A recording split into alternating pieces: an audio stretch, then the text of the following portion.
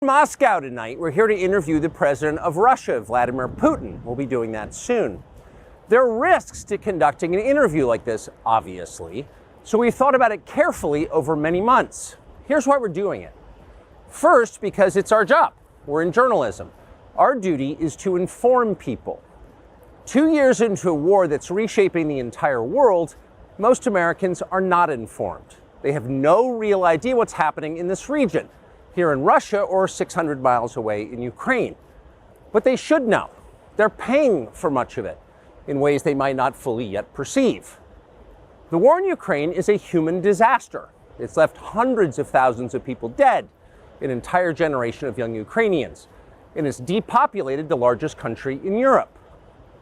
But the long-term effects are even more profound. This war has utterly reshaped the global military and trade alliances, and the sanctions that followed have as well. And in total, they have upended the world economy. The post-World War II economic order, the system that guaranteed prosperity in the West for more than 80 years, is coming apart very fast, and along with it, the dominance of the US dollar. These are not small changes. They are history-altering developments. They will define the lives of our grandchildren. Most of the world understands this perfectly well. They can see it. Ask anyone in Asia or the Middle East what the future looks like. And yet the populations of the English-speaking countries seem mostly unaware. They think that as nothing has really changed. And they think that because no one has told them the truth. Their media outlets are corrupt. They lie to their readers and viewers. And they do that mostly by omission. For example, since the day the war in Ukraine began, American media outlets have spoken to scores of people from Ukraine, and they have done scores of interviews with Ukrainian President Zelensky. We ourselves have put in a request for an interview with Zelensky, and we hope he accepts. But the interviews he's already done in the United States are not traditional interviews. They are fawning pep sessions specifically designed to amplify Zelensky's demand that the U.S. enter more deeply into a war in Eastern Europe and pay for it.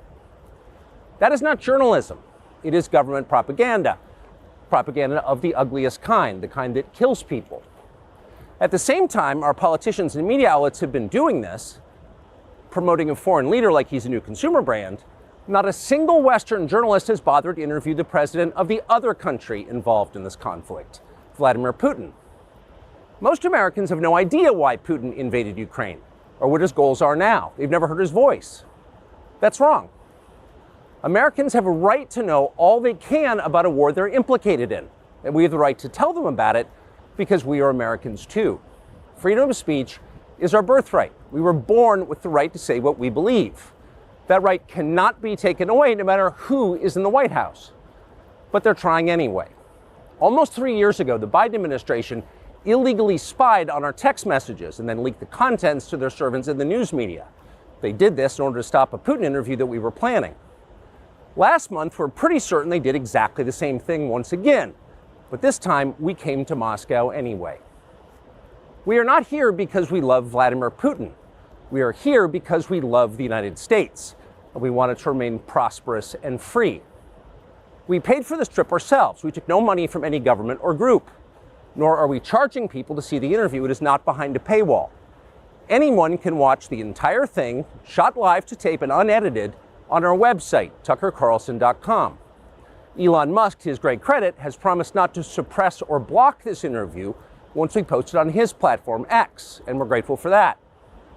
Western governments, by contrast, will certainly do their best to censor this video on other less principled platforms because that's what they do. They are afraid of information they can't control. But you have no reason to be afraid of it. We are not encouraging you to agree with what Putin may say in this interview. But we are urging you to watch it. You should know as much as you can. And then, like a free citizen and not a slave, you can decide for yourself. Thanks.